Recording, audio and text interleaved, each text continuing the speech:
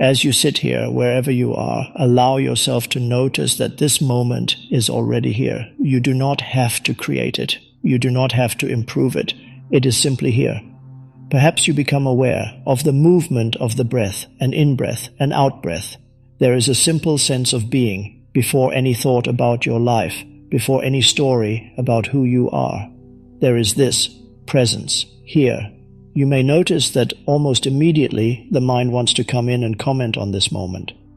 It says, this is good, or this is boring, or I don't have time for this. The mind lives in commentary. It lives in comparison. It lives in past and future. But you are here. There is the mind, and there is the awareness that notices the mind. True freedom begins the moment you realize you are not the voice in your head. Just notice this now. You can hear thoughts. You can see them appear and disappear. So you cannot be what you can observe. You are not your thoughts. There is a deeper dimension in you that is simply aware. Let us stay with that for a few moments. You may find it helpful to feel the aliveness in your hands. You do not need to move them. Just sense from within a slight vibration, a tingling, a subtle energy field.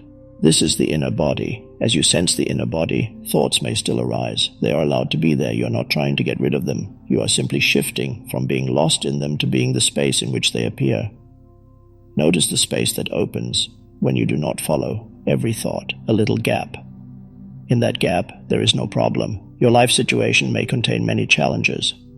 But your life, which is this living presence now, is not a problem. Your life situation is not your life. The ego does not understand this. The ego lives entirely through identification with thought and form. It says, I am my story. I am my past. I am my opinion. As I am what happened to me. And because it believes it is these things, it continuously feels threatened. It feels incomplete. It feels not enough. So it argues with life. It says, this should not have happened. They should not be like that. I should be further ahead by now. Arguing with reality is the ego's favorite activity. You may notice in yourself how often there is this inner no to what is. A subtle resistance. A tension in the body. A thought that says, this moment is wrong. Whenever you sense this inner no, just notice it. Do not judge it. Do not make another story about it. Simply be aware of the resistance itself. In the light of awareness, resistance begins to soften. You do not have to force surrender. Surrender is already there, beneath the argument. Surrender is the recognition that this moment is as it is. Right now, this is how life appears. You may not like it. You may wish it were different. All of that can be noticed, but deeper than like or dislike is the simplicity of isness. This chair, this body, this breath, the sounds around you, all of it just being what it is. When you no longer argue with reality, it does not mean that you become passive. It does not mean that you never take action. It means that the starting point is no longer inner conflict. Action then flows, not from resistance, but from clarity. You still may say yes or no on the level of form. You may leave a situation or stay in it. But inwardly, there is a deep yes to this moment as it is. That is surrender. The ego cannot understand this. The ego thinks that if it stops resisting, everything will fall apart. It believes that its constant struggle is what keeps the world together. In truth, its constant struggle is what keeps your inner world in a state of tension. You may have noticed how tiring it is to always be mentally fighting what is. Notice in this moment if there is any subtle tension in the body, in the face, in the jaw, in the shoulders, in the stomach. These tensions are often the physical expression of arguing with life. As you bring awareness to these areas, you are not trying to fix them. You simply allow them to be as they are. They may relax, they may not, but you are learning to rest as awareness itself, not as the tension. The more you rest as awareness, the more the old layers of resistance begin to dissolve. This accumulated resistance is what I sometimes call the pain body. The pain body is the emotional residue of past experiences that were not fully accepted, not fully felt, not fully allowed. It is like a field of stored emotion within the body. At times, it becomes active. Something small happens. Someone says a few words, a look, a tone, and suddenly there is a disproportionate reaction, a wave of anger, a deep sadness, a strong hurt. You may recognize that the intensity is not really about the present event. The present has triggered the past. The pain body wants to feed. It feeds on drama. It feeds on arguments, on blame, on feeling wronged. It loves to be right about how wrong everything is. The ego loves to be right. You may notice how satisfying it can feel for the ego to say, "I told you so. I knew it. They always do this." For a brief moment, there is a sense of identity, reinforced by being right. But there is no peace in it. The pain body merges with the ego and uses the situation to create more suffering. If you are not aware, you are taken over. You say and do things that later you may regret. You feel trapped in the same patterns, and the ego says, "See, this is just how I am. This is just who they are." In that way, it keeps the story alive. Awakening begins when you notice this. When, even in the middle of reactivity, a small part of you remains aware. You may feel the surge of emotion in the body. You may hear the angry thoughts in the mind, and at the same time you know, this is the pain body, this is the ego in reaction. That simple recognition already creates space. You are not trying to stop the feeling. You are not suppressing it. You are allowing it to be felt as energy in the body while not believing the story it brings. You feel the raw sensation without feeding the narrative. In that awareness, the pain body cannot sustain itself for long. It may feel intense for a while. Then it subsides. What remains is a quiet presence. You have not added to the drama. You have not argued with what is. You have allowed the energy of the past to move through you and dissolve in the light of awareness. This is how suffering ends. Not all at once, but moment by moment, whenever you choose to be present instead of reactive. Let us come back to this moment now. Perhaps you can feel the aliveness in your hands, in your feet, in the whole body. The body is always here. Thoughts can be in the past or in the future, but the inner body is only ever sensed now. As you feel the inner body, you are drawn out of the mind's stories and into the field of presence. This presence is not something you have to create. It is what remains when you stop being completely absorbed in thinking. Even now, as these words are heard, there is a space in which the words appear. There is a silence underneath the words. Can you sense that? The silence is more fundamental than the words. In the same way, your essential nature is more fundamental than your thoughts, your emotions, your roles, your life situation. You are the space in which all of these come and go. When you no longer argue with reality, you are simply aligned with this space. You allow life to move through you without the added layer of mental resistance. This does not mean that difficult situations never arise. They may still arise. But how you meet them changes completely. Instead of a closed, tight no, there is an open, alert yes to the fact that this is what is here now. From that inner yes, you may take clear, firm action. You may say no to certain behaviors. You may leave certain environments. You may speak up. But the inner state remains rooted in presence, not in reactivity. This is especially important in relationships. Most human relationships are a field in which ego and pain body interact with each other. One person's pain body triggers the others.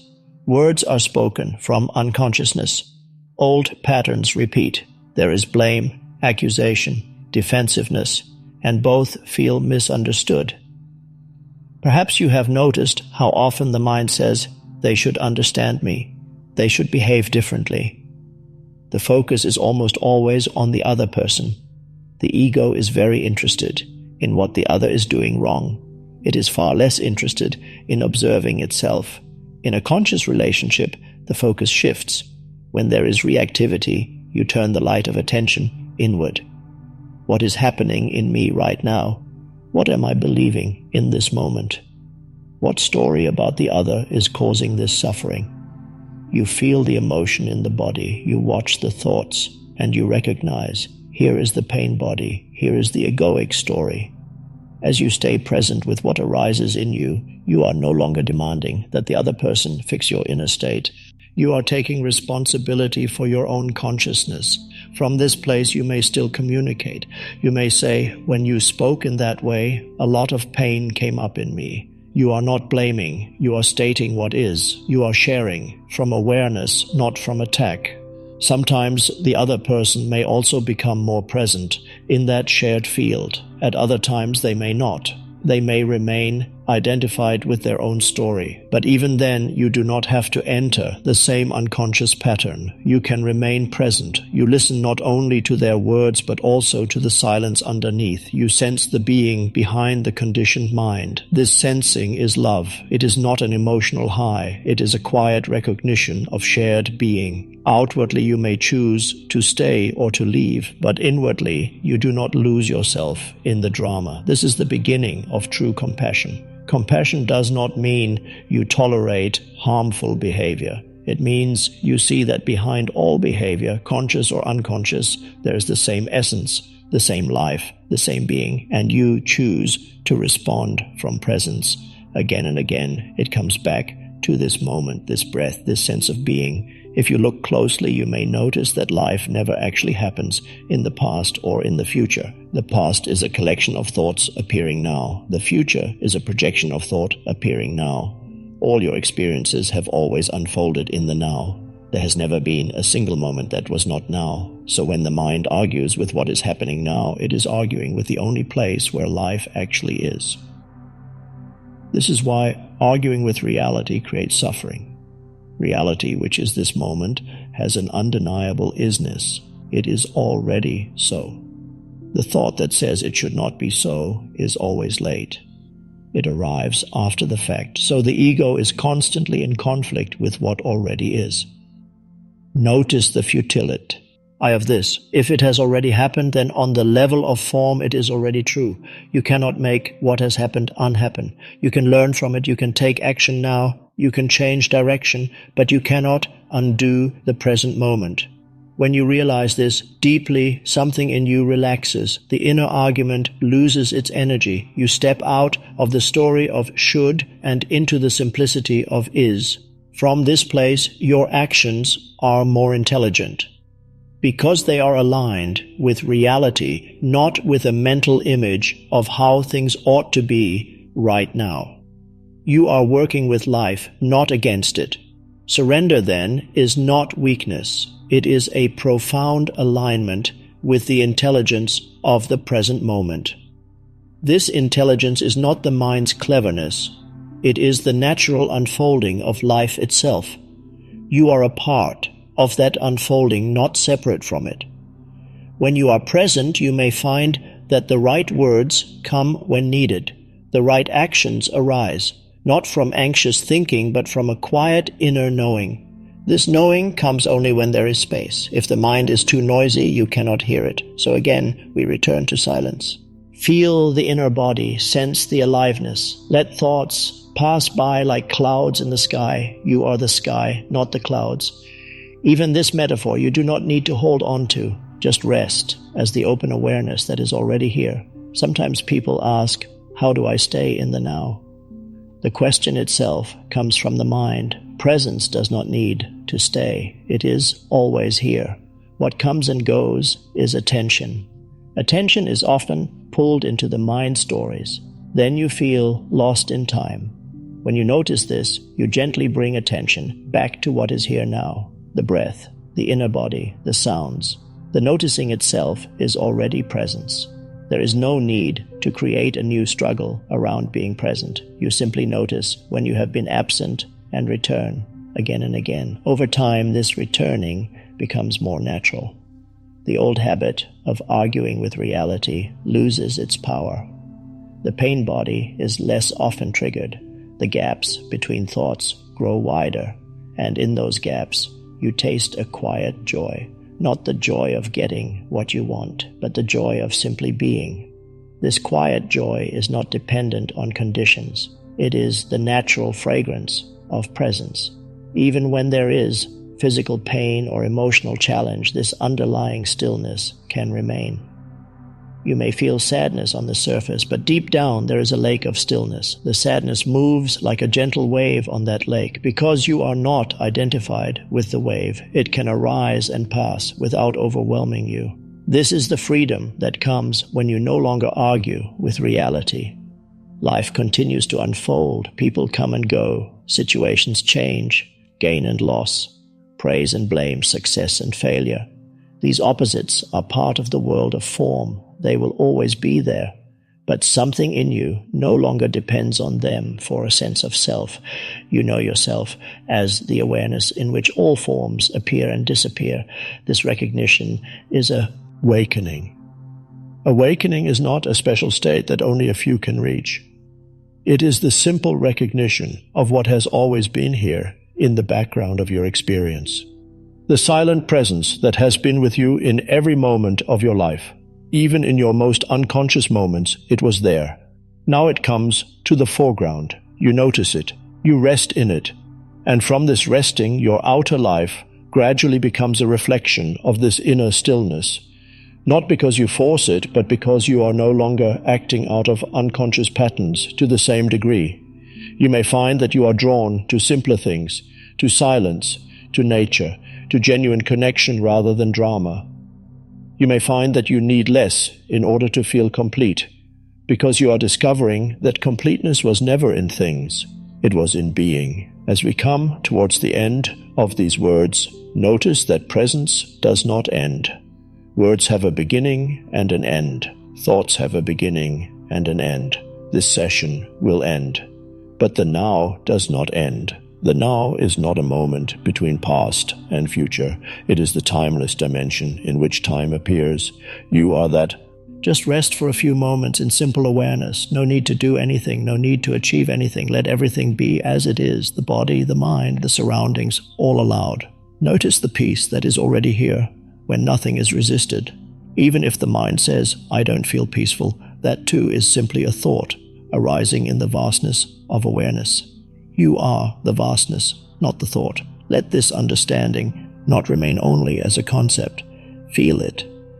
Sense the spaciousness in which this very moment unfolds. Here there is no argument with reality. There is just this being, still, quiet, alive.